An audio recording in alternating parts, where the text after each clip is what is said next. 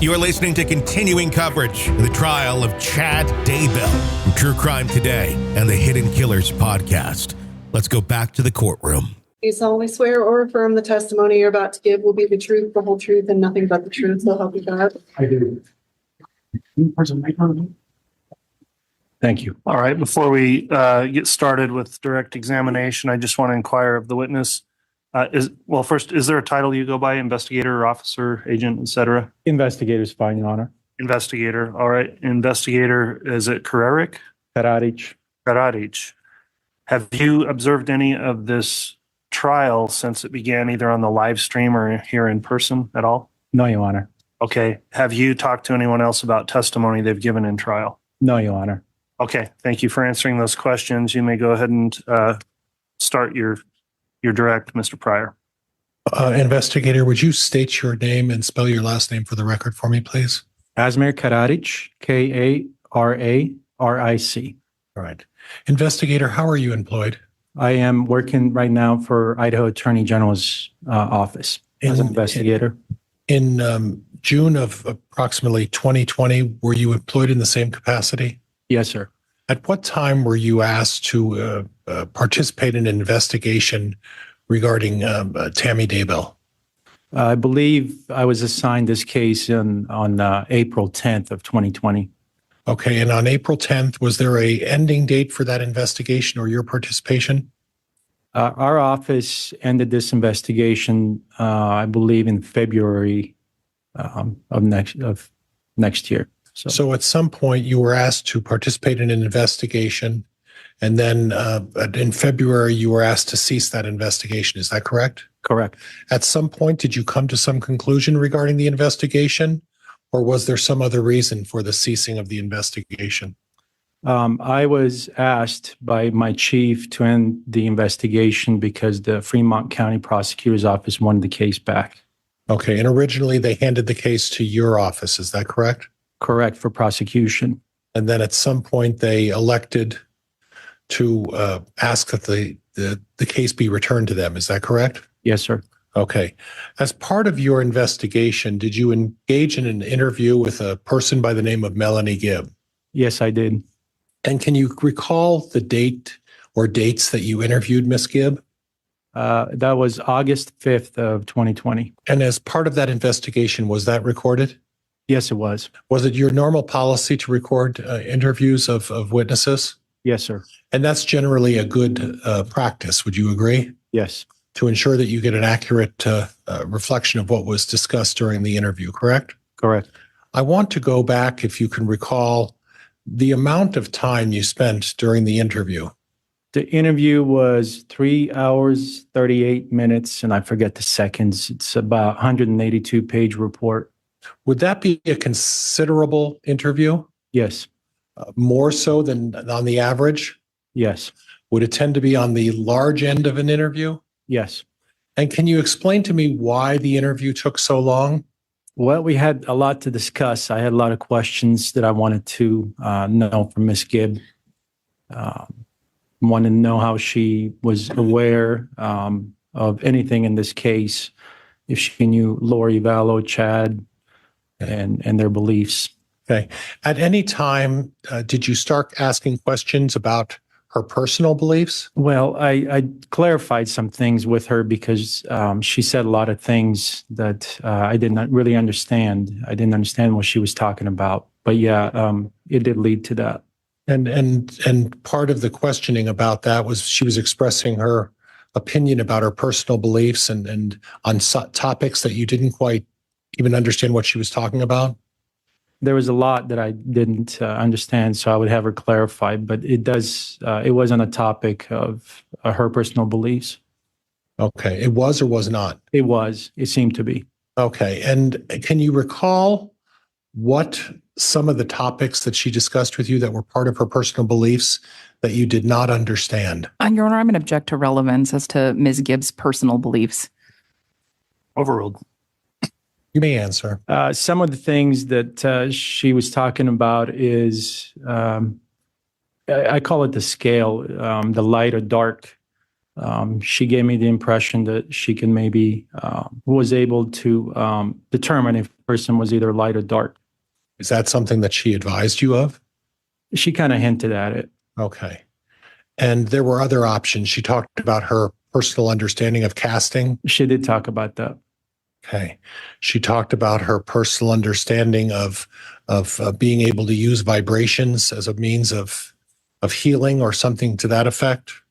Something to that effect. Yeah. And these were visions, excuse me.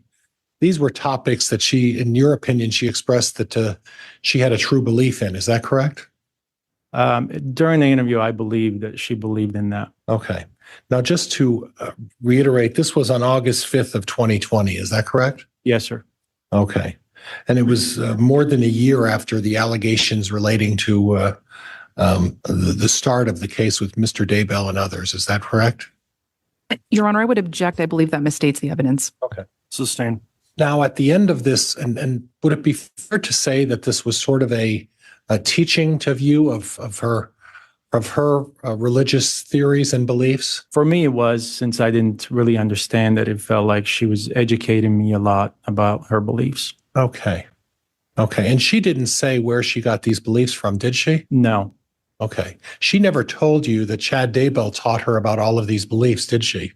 She did talk in the interview that she heard from Chad and Lori some of the same things that she was mentioning. Okay. But at no time did she tell you that it was Chad Daybell who taught you about all of these unusual, Judge, all of these beliefs that she discussed with you? Not specifically. Okay. At some point, the interview ended. Is that correct? Correct. And then at some point, there was a further discussion that was off the tape, correct? Correct. And in all respect to you, officer, you contacted me and told me about that openly, did you not? I did. You discussed with me that upon review and being received a subpoena from my office, you discovered that there was a portion of that interview that was not properly recorded, correct? Correct. You didn't anticipate that Ms. Gibb would continue to talk to you after the recording was pushed off, did you? Correct. Okay. And what was the topic of that discussion? After the interview was done, it was more because I was curious. Her talking about the scale of light and dark discussion. I believe she mentioned that I was nice, that I was a good person. And so I just asked the question, what did she believe on the scale? Where would she rate me? And did she respond to you? She did. What did she say? She stated that I was on the light side, that I was so light that I was given this light aura. And was that something that she made it? She didn't tell you that was Chad Daybell told her how to do that, did she? No, she did not. She did that on her own initiative. Is that right? Objection misstates the evidence. World. I have nothing else, Judge. Thank you. All right. All right, Ms. Beatty, when you're ready, cross-examination. Thank you, Your Honor. During your interview with Melanie Gibb, did she ever tell you that she created this belief system that Lori and Chad also adhered to? No, she did not. In fact, did she not tell you that she met Chad through Lori and that she was a follower of some of their teachings? Yes. Didn't she tell you that Chad would tell Lori about these ideas and that Lori would then convey them to her? Yes. So isn't it fair to say that many of these ideas, whether or not Melanie Gibb adhered to them, did in fact come from Chad Daybell? Judge, objection, speculation. Your Honor, it goes straight to, It's overruled, Ms. Beatty. you may answer. Yes, I believe so. Okay.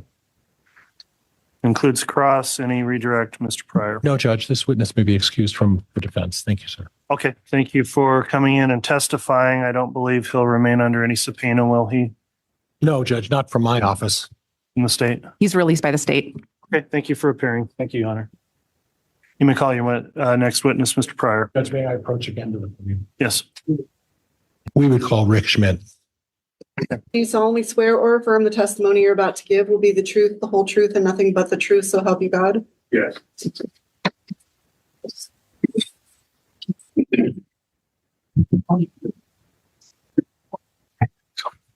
Okay. Before we begin with testimony again, I'll ask this witness as well. Do you have a particular title you go by? Agent, officer, et cetera? Rick Schmidt. Okay. Mr. Schmidt, then I do want to inquire, have you been observing in any way any of the trial testimony that's taken place since this case started? This was the issue that was brought up on the sidebar earlier. Oh, okay. And counsel, could we have a quick second sidebar on that? All right, counsel, thank you for the reminder. We are going to have the jurors just quickly line up and wait out in the hallway for a moment while we take up a brief matter outside your presence, and then we'll have you return right back in for additional testimony here. All right, please. Thank you. Please be seated. All right, counsel, we had the jurors excused for a moment. In a sidebar, I was notified there may have been an issue with some inadvertent exposure to trial testimony by this witness. We thought it was something that would best taken up outside the jurors' presence. I believe the state identified the issue, and perhaps we could just have a quick question of the witness on this, or I'll just, based on the proffer, I guess, pose the question. Mr.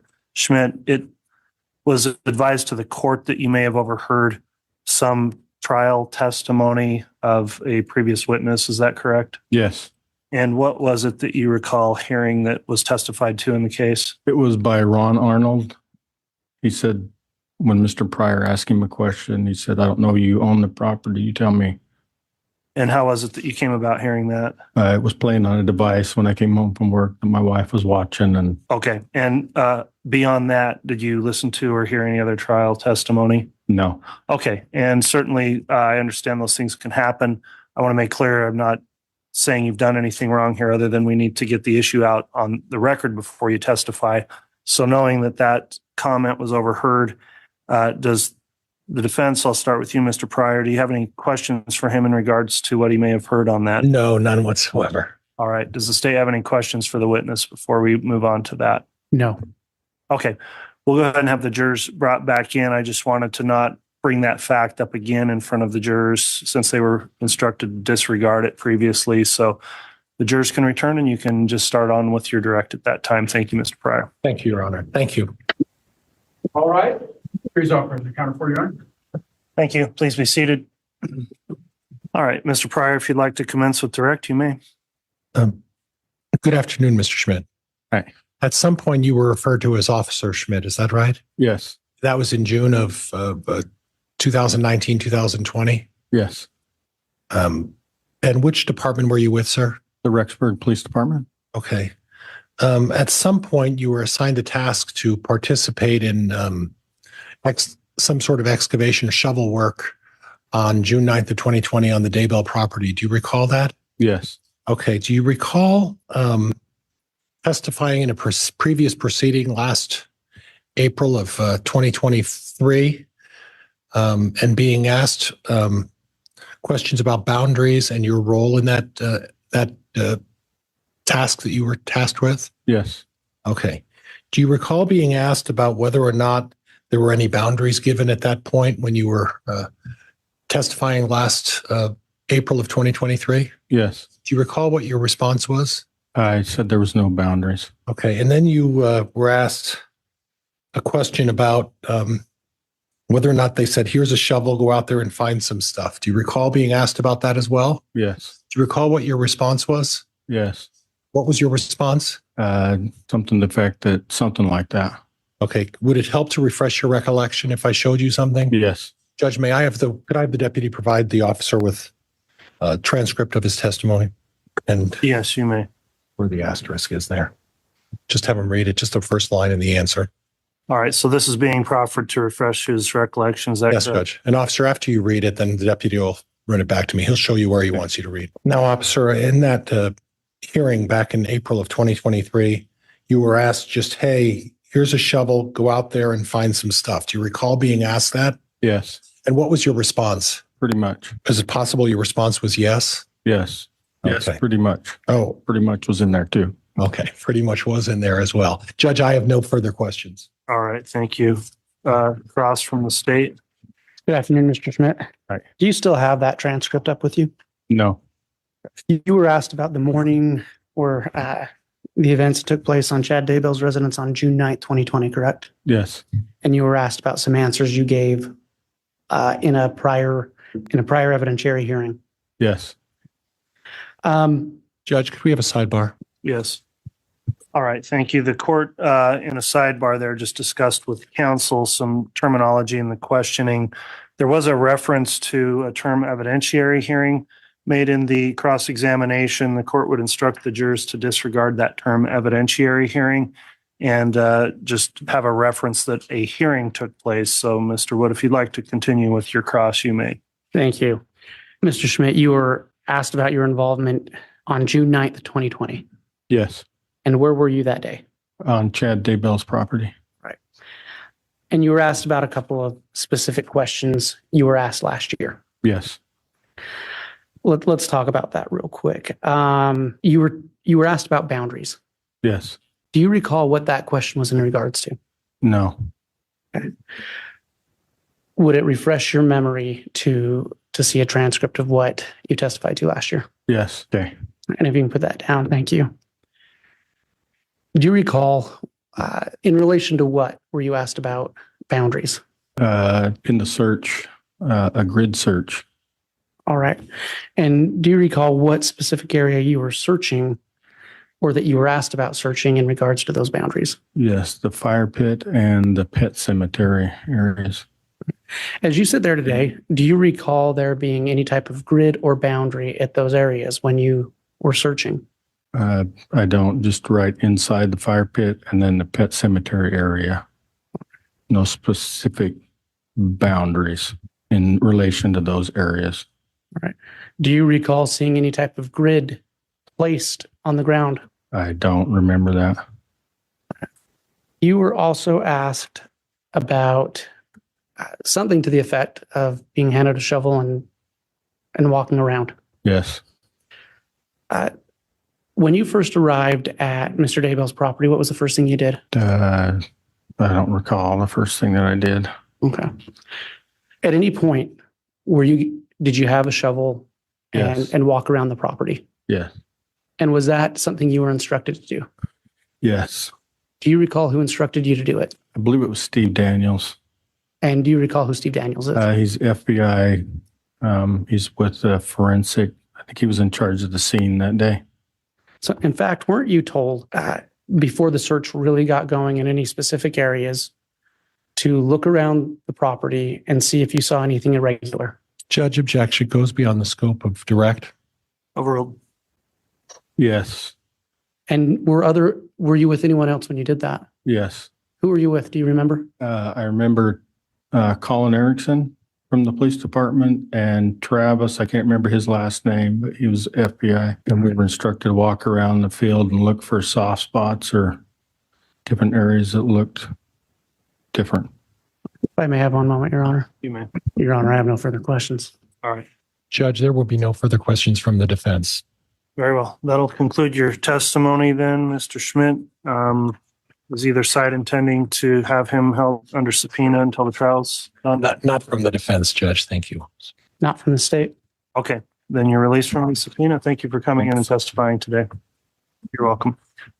All right, Mr. Pryor, as I understand it, based on discussions we've had, the defense is not prepared with another witness this afternoon. Is that correct? Judge, because of the travel, some of my experts will not be available until 8:30 tomorrow morning. Okay, well, if that's where we stand, then we're going to need to go ahead and recess for the day.